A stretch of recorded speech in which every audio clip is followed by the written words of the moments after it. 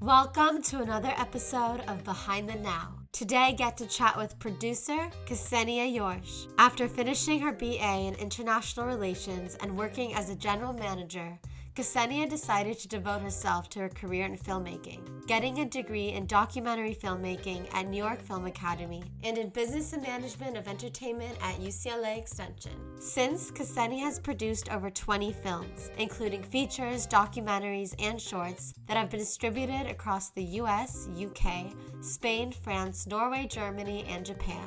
As a director, 2 of her documentaries were showcased at Cannes Short Film Corner. Listen in to dive into the nitty-gritty and excitement of producing, as well as explore some beautiful, funny, insightful experiences in Kseniya's story. Hi, Kseniya. Thank you so much for joining me today. I'm so excited to talk with you. Hi, thank you for inviting me. Yeah, of course. So you are a film producer, and I want to just start with, how did you get into producing? Where did that come from? Tell me a bit about your background. Yeah, so I'm originally from Belarus, and I always was fascinated by film and knew that that's something that I want to do, but I wasn't entirely sure what exactly I would want to do in film. So I think my indecisiveness led to me not jumping into film right after school right away. Okay. I instead went and got a degree in international relations and started to work for a company that was not related to film industry in any shape or form. But what I quickly realized is that I'm really good at putting things together and kind of managing and organizing the process. Mm-hmm. So after a while, I decided to come to LA and just take like a short filmmaking course. It was a screenwriting course, which I was like, well, writing kind of opens up your creativity. So maybe it will help me figure out what it is that I want to do with my life. And I came here and realized that a lot of the qualities that were often presented to me as kind of my flaws, such as like being, walking into a room and kind of becoming the leader of the room and organizing people, like it was always perceived as something annoying.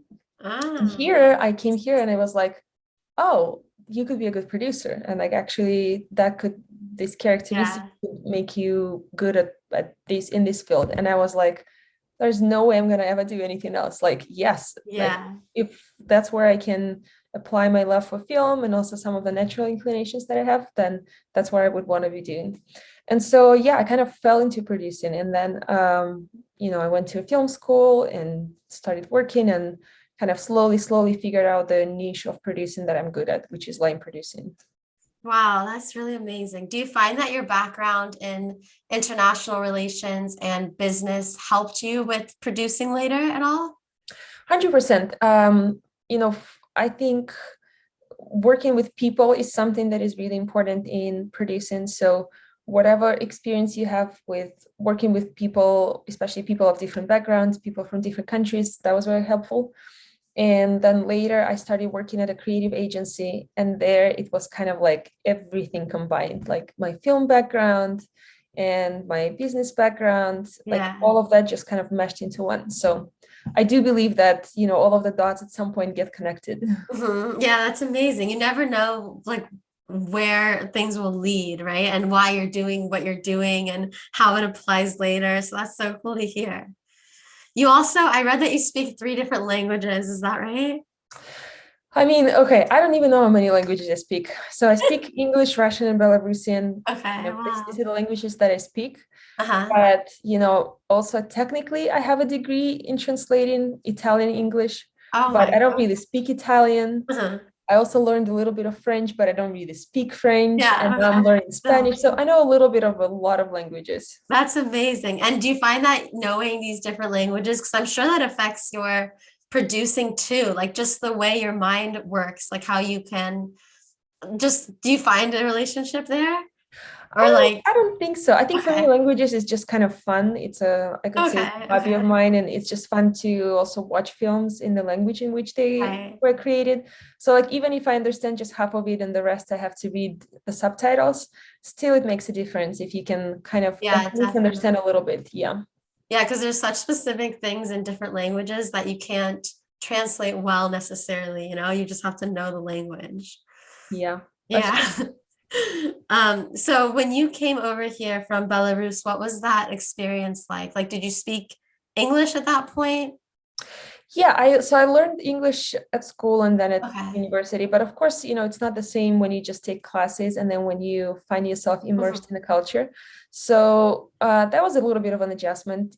Actually, it was a big adjustment because there was a big difference between just understanding and being able to communicate and then kind of switching the language in your mind where you start thinking in that language, especially if you want to work and you need to be able to Right. communicate quickly and be efficient. So yeah, that took a little bit of time, but overall, I just kind of came here and I couldn't believe that this place is true, because I was like, how could it be that there's one place where so many people who love what I love, they're Yeah. all here and they're all working in the same field, and like I can be here. Yeah, it was Yeah, that's kind of amazing. surreal. And producing's often very like fast paced, right? So Yeah. like, yeah, so I'm just thinking if English isn't necessarily your first language and just like maybe even the cultural differences, I don't know, was that interesting? Was it like a funny experience? I Yeah. think it helped that I did not have a film background back home. So Oh, I learned all the terminology and all the yeah. workflow and all the processes from scratch. So Okay. in that sense, it wasn't a clash really. Right. But I think there's also a big difference between people who say that they like producing or say that they're producing and people who actually do producing. Mm. Because a lot of people call themselves producers and, they take a really long time to come up with a project and they kind of like Yeah. working on the project for years. And some projects do take years, but in a lot of cases, it's just people who kind of want to be at the very beginning, at the roots of the project, but they don't necessarily really lift it off the ground. Mm. And so, you find yourself surrounded by so many different types of producers. Right. So yeah. Yeah. So what does it take to get a project made? I know it's such a long process and like so what does it take to get a project made? And also at what point is the producer in that process, Like what's the producer's role? Yeah.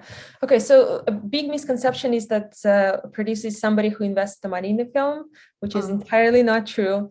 And I think I'll start answering your question by distinguishing different types of producers, Right, perfect. because it's also a lot of different types of producers. Yeah, yeah. So generally speaking, a person who helps get the film made and who is responsible for kind of the business side of the film is a person who will be credited as produced by. It's kind of the main producer on the Hmm. film. Then there are executive producers. Executive producers either bring the financing for the film, or they secure distribution for the film, or they might secure one of the crucial elements. So let's say if I bring an A-list star to the project, I might get credit as an executive producer. Hmm. Some people build careers as executive producers, and basically what they do is they focus on packaging films. Hmm. So the whole thing is how to finance the films and how to set up the film as the legal entity and the business entity. And so those people or their production companies will executive produce a lot of films in a row, right? Hmm. Then there are creative producers. Creative producers typically are the ones who come on board the first. They are the ones who will be looking for the literary material. They're Okay. the ones who will either option the rights to a book if they want to make an adaptation, or they will find a writer who they want to work with, or they option the script, and they kind of work together with the writer on developing and sculpting and molding Hmm. the script that will eventually be made. So a lot of their expertise lies in kind of working with the script and what goes in the script. And so that's what they focus on. Hmm. Then there are line producers, which is the type of work that I do. Okay. So I come on board when there is already the script that is locked, it's Hmm. done, it's ready, and the financing is already in place. And Okay. then basically we have the script, we have the money, now we need to get it made. So that's the point where I come and where my job is to figure out there are a myriad of ways how you can spend the same amount of money making the same film. Hmm. But my job is to do the budget for the film and the schedule for the film. So figure out where exactly are we going to shoot it, what state we're going to film it, how we're going to maximize the incentives that's in that state. Hmm. Are we going to spend more on locations? Are we going to spend more on production design? So I work closely with the director and the main producer of the film in figuring out how we can make this money work for us. And then Right. basically setting up the logistics and the business operations of the film. So hiring the crew, setting up the vendors, getting everybody on board, and then executing the film, making sure that we stay on schedule and on budget, and that we need to completion. So basically, when post-production ends, that's where my role ends. And then the main producer of the film will work further with the director on figuring out the marketing and distribution strategy, and kind of how to get the film out in the world. Yeah, that's so cool. So you come in, you said when the script is locked, but it hasn't been like casted or anything like that yet, right? It depends. Okay. So sometimes it kind of happens consecutively. Okay. Sometimes you already have at least the main actor attached. It really depends on kind of what the Right. Okay. I know director it's a hard comes question. with. Yeah. And then you've also worked on shorts, features, commercials, documentaries. Which genre do you like working on the most? What kind, or is it all of it? So it's a very different experience working on Right. one of them. Short films, mostly kind of passion projects because you can really make a lot of money off of them. But if you see a director who has a vision and who you want to build a relationship with. So for me personally, nobody makes shorts forever. So if I see a director who has an interesting concept for a short, but I feel like, oh, that's somebody who I would want to work with in the future once they start working on feature films, that's the time when I kind of come on board and get myself involved in the projects, because it's more about building the relationship. Commercials are incredible because it's you have a lot of money to film a commercial and you have these big budgets and it's pretty quick and short turnaround. They're more intense in terms of making them because there's not on one hand there is margin for error because you have more budget to cover up for kind of mistakes. Right. But like time-wise, there isn't, right? Yeah, but time-wise and also depending on the client's expectations, it can be a very intense process. It's kind of like taking a juice shot instead of drinking a whole juice, Right. That's a great features are very rewarding in the sense that you really get to know the people who you work with.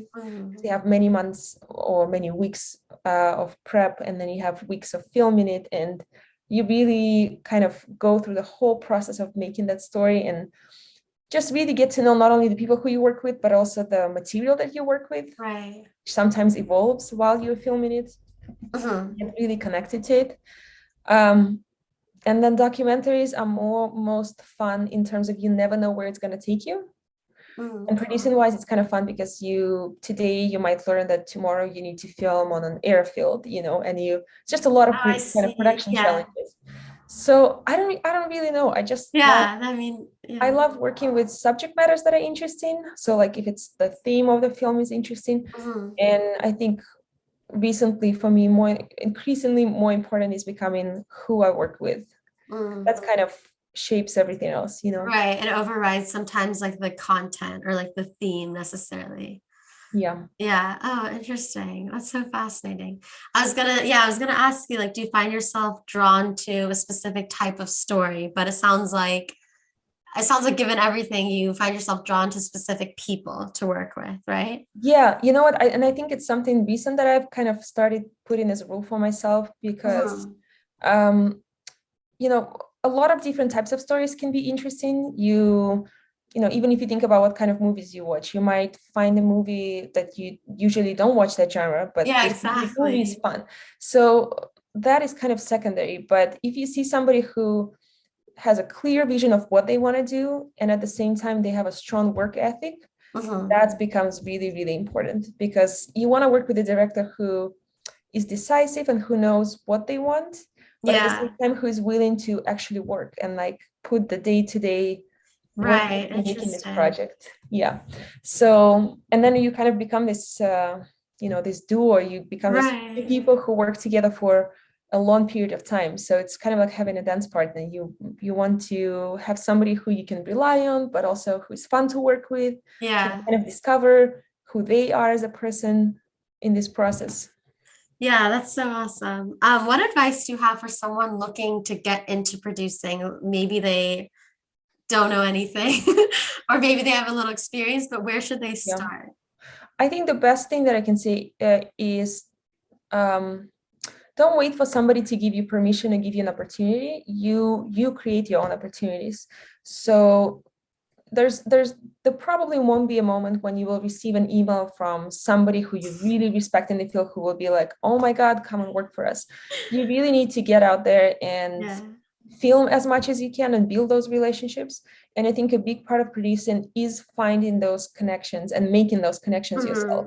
So seeing somebody who you might be like maybe an interesting writer or an actor, and then trying to see what kind of project can you make with them or for them. Right. So, and I think building that strong portfolio for yourself is what eventually will help you open doors. Yeah, that's amazing. So start with exactly. So start with making like relationships with writers or actors or whoever you'd want to work with and just make projects. That's what you would say, right? Yeah. Make Yeah. projects, because also it's not expensive to make projects these days. It's like, Yeah. it's not like you need, you don't need to wait for studio to greenlight your big film. You really can, there's so much short form content, but you can hone your producing skills even in filming something small. And in fact, I think it's actually the best approach, because you really want to be able to know that process and then make it scalable. And then the bigger the projects become, you won't feel overwhelmed or intimidated or kind of just completely at a loss of what to do. So it's good to start small, but really perfect it. And whatever principles you want to apply in your work further, kind of start there. So you know your setup, you know how you like to work. Right. That's awesome advice. And then I know you have films that have been distributed internationally as well. Is there anything different about working internationally? Not really. I mean, I think the Okay. key here is also the same thing. It's people who you work with. So basically, whoever you will secure as your sales agent or your producer's rep, or you work directly with some platforms, whoever is the contact person there, that's what will determine the kind of, in a way, the success of the film, like how Yeah, much yeah, work that they will makes be putting on sense. their end.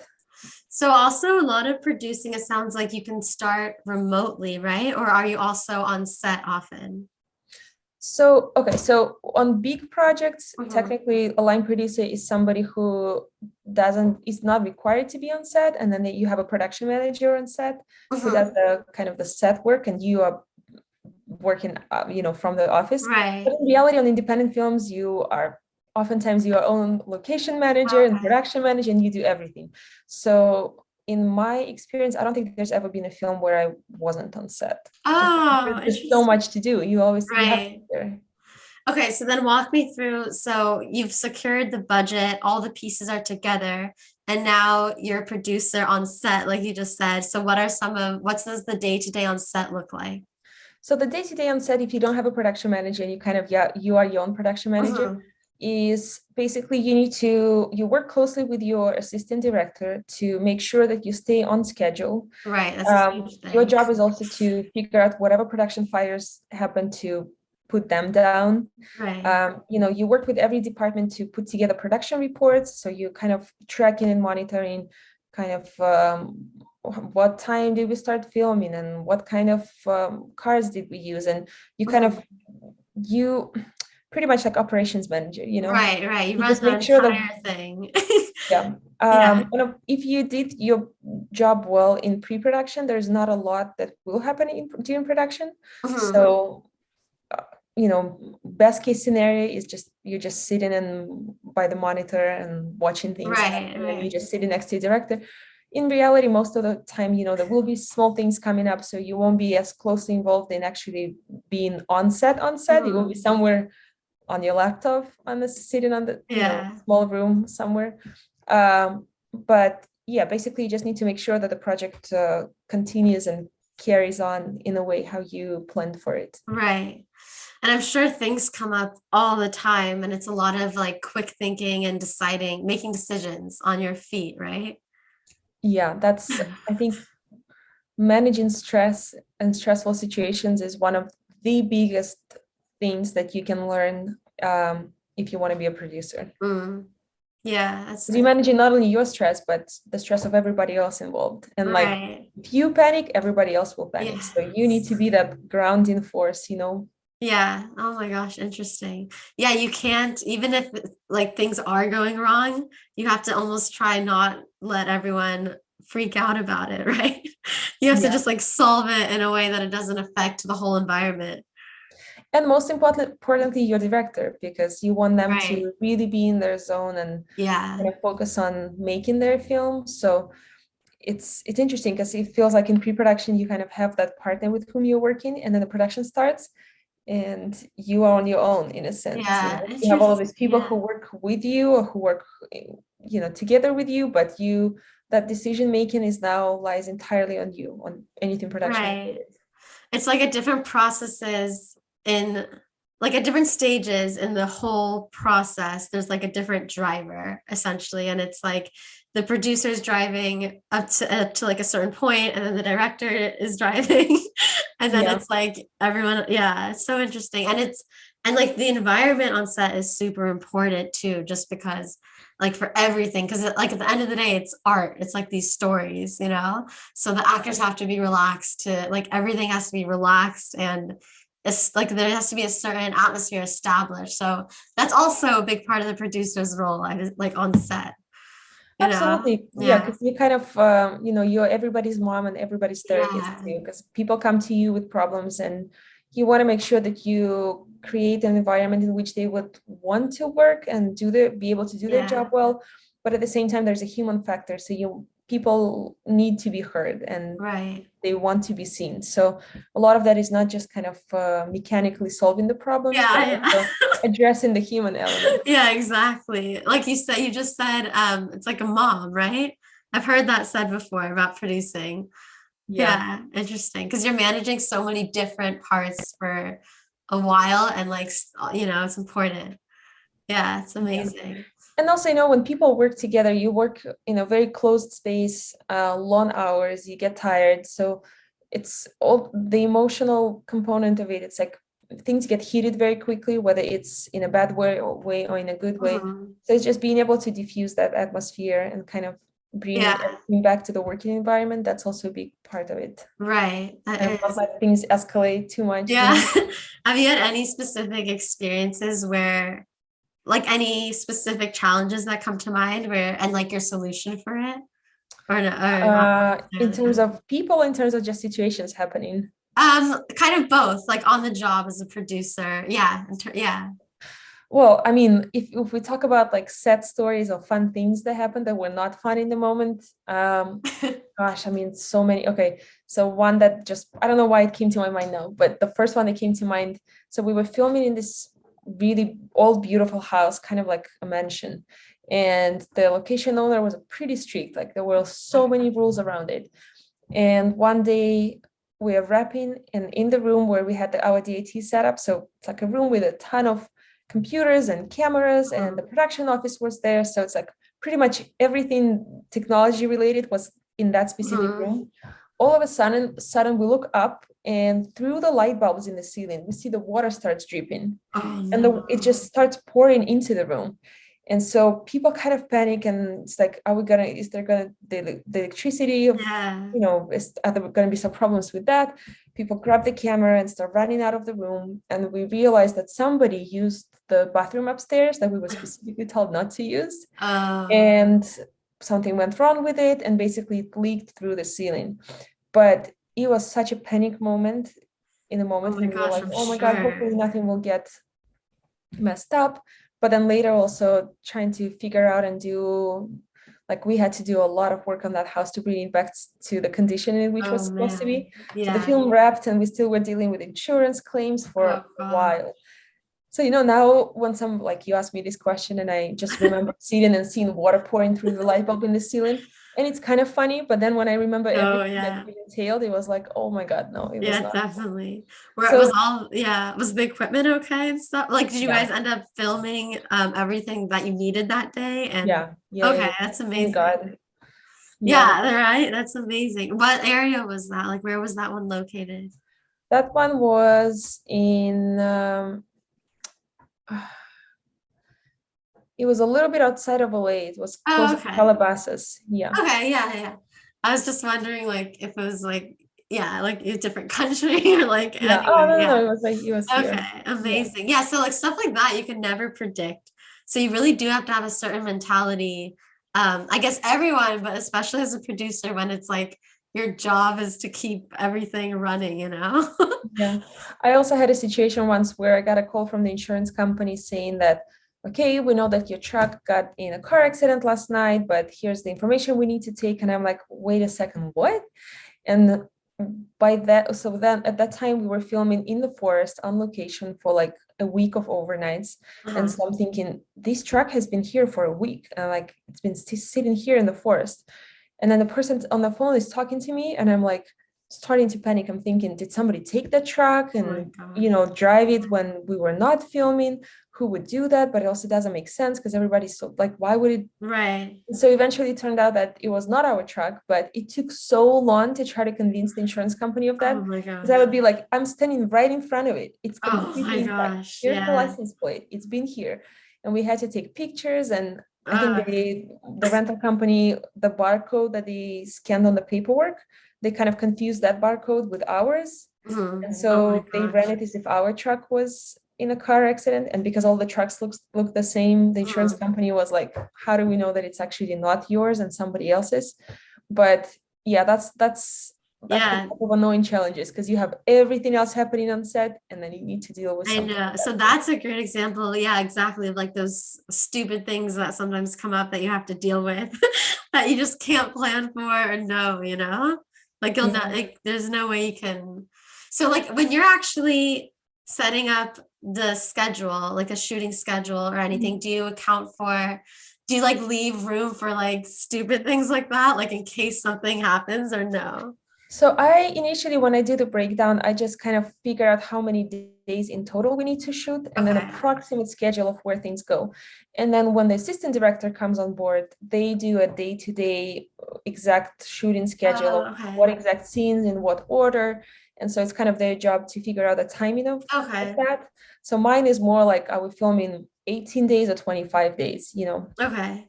And how do you even estimate that, like 18 or 25? Is it just like an instinct at this point, or like you can just tell based on what needs to be done? So I mean, on average, you can comfortably film between maybe 5 and 7 pages a day Okay. if nothing crazy is happening, you know. Right. Okay. So a famous example is in Gone with the Wind. There was a scene that was just one line that said Atlanta is burning, and it Mm-hmm. took like, I don't remember, many days or weeks to film it. Mm-hmm. So you kind of estimate it by page count and Okay. also Yeah. by the content. So you see if it's like something action filled, Mm-hmm. then maybe you will film only half a page. But basically, when I do the breakdown, I just see like how many times we need to film during the day, during the night, inside, outside, Right. Okay. types of locations, and then you kind of group it, and it's kind of like a puzzle that I fit in my software in which I work. Mm-hmm. And then you kind of try to see equally spread it out. And then also depending on the director and the cinematographer, they might have preferences. Some cinematographers say, I'm not going to film more than 4 pages a day, Oh, I like no see. matter what. That's kind of how me and my department will work. Okay. So yeah. So then you have to take that into account. Like anyone, obviously, you have to take it into account. Yeah, Okay, that makes sense. I'm gonna just ask you a few fun random questions, okay? sure. Um, okay. If you were an athlete, what sport would you play? Wow. Okay. I'm really not into sports, but the only thing that I like is rock climbing. Oh, So interesting. maybe That's a that's cool what I would do. answer. Okay. Which actually, if I think about it, that's kind of what I do in film too. It's just constantly climbing up the mountains. But yeah. Yeah. Yeah, yeah. Okay. And do you mean like rock climbing on like outside with the rocks? Okay, yeah. Because I sometimes think of it too as like those walls, those like artificial. No. Yeah, yeah. Okay, that's amazing. What is your horoscope sign, and does that mean anything to you? My horoscope sign, I'm Aquarius. Okay. Um, I don't know, doesn't really mean anything. I Okay. mean, you read all the descriptions and you can find yourself in each of Right, us. like just for fun, but you don't find, because I've talked to some people that really identify as their sign, but you're not like that. No, the only thing that I know is that my sign is an air sign, Okay. and it kind of fits because I'm really drawn to anything kind of sky related. So like Okay. Oh, interesting. paragliding, parachuting, bungee jumping, all of those things I like. Oh, But I don't know if amazing. it's related to my sign or if it's just Yeah, because. yeah. No, I know. I agree with you. Okay, and then what is something you do to be the now, to stay present? No, it's what's funny. So when I saw the name of your podcast and I put it on my calendar, I realized that I have two things in one day that are the now, which the Oh, second one today is I'm getting a massage at the massage studio that is called the now. And I was wow, like, it's so interesting. Like, I interesting. wonder if it means something, that it's like, it's kind of like Yeah, that you're is gonna keep interesting. getting that message. But for me, I think staying in the now is about being mindful of the present moment and not getting overwhelmed. Hmm. When you work in a field where your job is to plan and predict, it's very easy to also in your mind to jump in the Hmm. future because you kind of plan for a lot for the future. And so I think the challenge for me is to kind of focus on day to day, hour by hour, Hmm. and really live through it instead of constantly planning for the next thing. Right, that's huge. Yeah, that's a beautiful answer. And that applies to everyone. For you, it's very apparent. Like you said, you're doing, like, as a producer, there's a lot of planning ahead. But I mean, for everyone, everyone feels like that to degrees, you know? So we have to just remember to stay present and just literally be in the present moment. No, Yeah. I know. So I don't remember who was the person, but they asked one of the like one of the best world chess players, how many moves ahead he plans the game. And Hmm. everybody thought that he would say maybe like 15 moves or some Hmm. exorbitant number. And that's why he's so good at what he does. And he said, I only think about my present move. Because if you calculate for the future, sometimes you can really not understand the situation you're dealing with right now. Right. And then all of your future calculations will be off. So I often think about it because you see the situation and you kind of like try to pre-plan for in any situation, Yeah. so many moves ahead, but sometimes you really miss the component of what exactly you're dealing with now, and Yeah. then it takes an unexpected turn for the better or for worse. Right. And kind That's of all of your plans amazing. are out of the window. Exactly. I mean, look at Corona. No one could have planned that. No So, one could have known what to do, like that was coming. yeah, Yeah. Wow, that's amazing. I've loved talking to you. Thank you so much. my pleasure.